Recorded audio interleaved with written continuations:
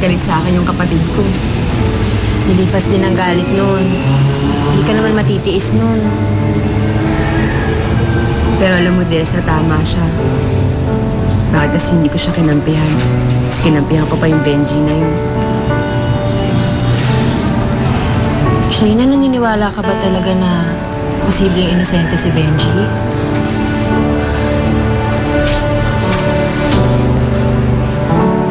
Ewan ko, Desa.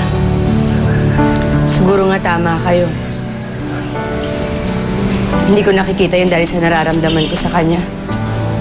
At umaasa ako. Sana wala talaga siyang kasalanan. Kasi Desa, yung pagkakakilala ko sa kanya, hindi talaga totoo yung binibintang sa kanya. Nakalimutan mo na ba niligtas niya yung buhay ko? Gano'n naman yata talaga yung mga lalaki, Sharine. Minsan, akala mo kung sino mga anghel. Yun naman pala kung ano ginagawa. Tama talaga si Monica. Para sa katatahimik ng lahat, kakalimutan ko na nararamdaman ko para kay Benji.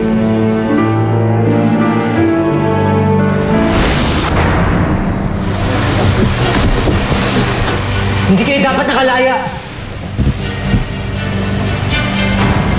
Junik, pasensya ka na. Dapat nabulok kayo sa kulungan! Hindi ako sigurado kung ako talaga nakapatay sa'yo. Wala akong maalala. Ikaw ba naalala mo? Nakita mo ba na ako ang bumaril sa'yo? Hindi. Hindi ko nakita. Nakatalikod ako nung binaril niyo ako. Wala akong ginagawa.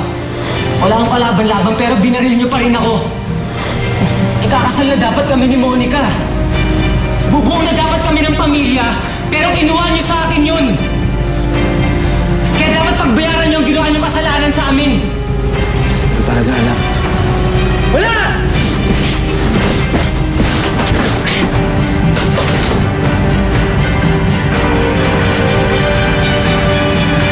Bakit ba natin kailangan pumunta dito? Naniniwala kasi talaga ako na ang grupo na tong pumatay kay Junik. Isa pa, meron ng eyewitness noon. Na-describe na niya si Gimo. Ayon sa sources ko, dito nakatira yung eyewitness na yun.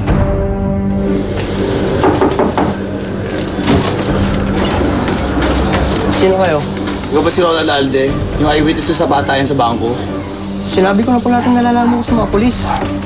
Sandali lang. Kailangan namin ng tulong mo eh. Nako-confirm ba kung lalaking ito o kung lalaking nakita mo nga?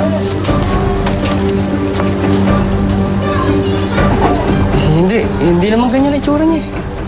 Hindi ko ganyan. Eh, di ba ho ang sabi niyo sa amin? Yung lalaking yan ang nakita niyo? Pasensya na, nagkamali lang yata ako. Teka, wala tayong eyewitness. Hindi natin matutuloy yung kaso labang kay Gimo.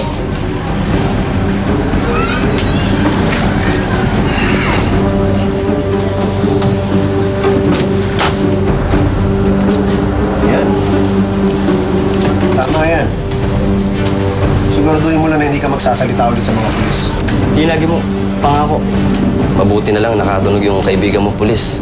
Maglalabas ng bagong sketch. Sobra na yung Monica na yan eh. Dapat siya na-dispatchahin natin. Dinala